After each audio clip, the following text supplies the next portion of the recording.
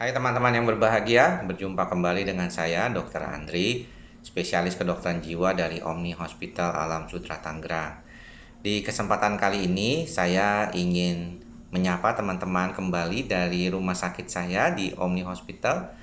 Dan kalau teman-teman lihat saya berbeda sekarang penampilannya minggu ini sudah menggunakan caps dan juga masker ya. Kemarin kalau saya menggunakan masker kan hanya saat saya pergi keluar kota itu ya, di terakhir saya pergi ke Medan minggu lalu. Tapi sekarang saya menggunakan ini di rumah sakit dan tetap tidak menggunakan aksesoris ya. Jadi tangan saya memang sekarang tidak menggunakan apapun.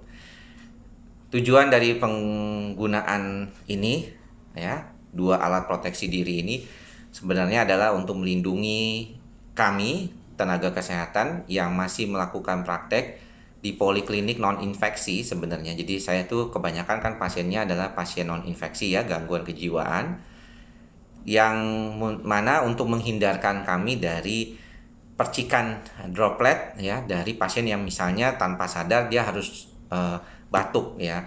Walaupun saya sih berharap teman-teman pasien-pasien yang datang ke rumah sakit saat ini menggunakan masker. Kalau di rumah ya tidak perlu menggunakan masker. Tapi kalau datang ke rumah sakit ada baiknya menggunakan masker karena untuk menghindari droplet dari pasien lain atau juga kita batuk dan menularkan pasien lain. Saya sendiri sebagai tenaga kesehatan harus menganggap diri saya ini sudah positif ya. Jadi kenapa? Karena kalau saya menganggap diri saya sudah positif, maka saya akan berhati-hati sekali berhubungan dengan teman-teman lainnya atau berhubungan dengan pasien-pasien lainnya supaya saya tidak menularkan kepada mereka. Itulah mengapa saya menggunakan masker dan juga shower cap ini. Bukan shower cap, sorry, ini bedah shower cap sih ingatnya, tapi menarik juga sih ya. Ya. Dan tujuannya kenapa? Supaya tidak menerima droplet dari yang lain juga ya sebenarnya. Nanti kita ini kan sekali pakai nih semuanya kita buang di tempat yang khusus ya. Jadi tempatnya tuh ada tuh untuk yang infeksi, bukan yang untuk non infeksi jadinya. Nah, kenapa ini menjadi penting? Karena sebenarnya tujuan dari proteksi diri ini buat saya yang di poliklinik non infeksi tujuannya adalah untuk tidak menyebarkan. Ada beberapa sejawat bahkan yang sudah tidak lagi berpraktek dulu sementara. Apalagi kalau misalnya teman-teman bedah, mereka tidak lagi melakukan bedah yang elektif. Jadi kalau bisa ditunda, kecuali keadaan darurat harus bedah, maka mereka melakukan bedah. Itulah mengapa tidak semua dokter saat ini berpraktek atau menyarankan pasien-pasien datang ke rumah sakit. Saya sendiri mengalami penurunan pasien lebih dari 50% dan saya senang sekali ya. Artinya pasien-pasien saya ini mengikuti apa yang dikatakan oleh pemerintah untuk melakukan physical or social distancing. Jadi saya menurun pasiennya saat ini senang malah. Karena berarti saya juga tidak menularkan takutnya kepada mereka, mereka juga tidak menularkan kepada yang lainnya. Karena tadi saya sudah bilang bahwa kita harus menganggap diri kita tuh positif dulu ya, walaupun saya tidak ada gejala, tidak ingin juga memeriksakan diri untuk sementara ini karena ada hal-hal yang masih perlu dilakukan oleh teman-teman di depan untuk memeriksakan dirinya dulu daripada saya yang saat ini masih di dalam konteks yang cukup ya, belum terlalu ya, paparannya minimal lah ya. Teman-teman yang lain kan sudah di IGD, sudah di ICU setiap hari, bahkan di rumah sakit rujukan kerjanya itu yang harus dilakukan tes swab dulu pertama kali ya, karena khawatir kalau enggak. Nah, saya juga ingin menyampaikan dalam kesempatan ini adalah bahwa mengapa sih kita harus sering mencuci tangan ya, menjaga kebersihan, mencuci tangan dengan sabun ya, jangan lupa. Jangan cuma mencuci tangan pakai air, pakai sabun.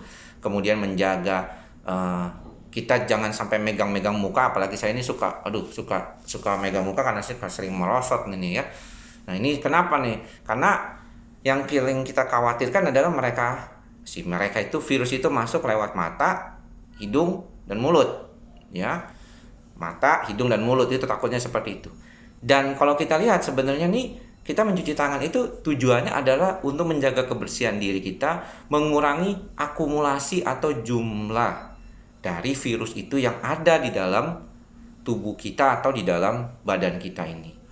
Nah, kenapa? Karena kalau misalnya jumlahnya sedikit, virusnya misalnya contoh, anggaplah virus yang ada dalam tubuh kita ada 10.000. Si virus COVID ini nih sudah nempel di badan kita ada 10.000. Kita itu masih bisa melawannya dengan kekebalan tubuh kita, apalagi kalau kita sehat. Tapi kalau dia jumlahnya 1.000.000, karena kita jorok, nggak pernah cuci tangan, pergi kemana-mana, dapat virus dari mana-mana, nempel-nempel, dan kita nggak mandi lah apa, bodoh amat, cuek gitu, dan virus jadi 1.000.000, ya akhirnya kita nggak tahan lagi, antigen antibody kita nggak sanggup tuh melawan dia, T helper kita, apa namanya tuh, sel darah putih yang berfungsi untuk melawan virus itu nggak sanggup lagi karena kebanyakan virusnya. Jadi kita sakit, kita bisa mengalami penyakit.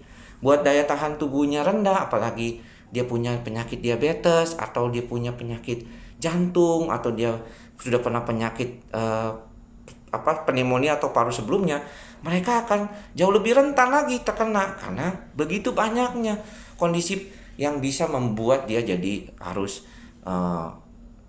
akhirnya sakit. Jadi kalau kita lihat tujuan dari kita menjaga kebersihan, mencuci tangan, social distancing, physical distancing, itu adalah untuk mengurangi akumulasi virus nih yang ada di dalam tubuh kita, ya, si virus COVID itu, supaya antigen kita itu nggak kecapean, nggak kelelahan juga ngelawan mereka.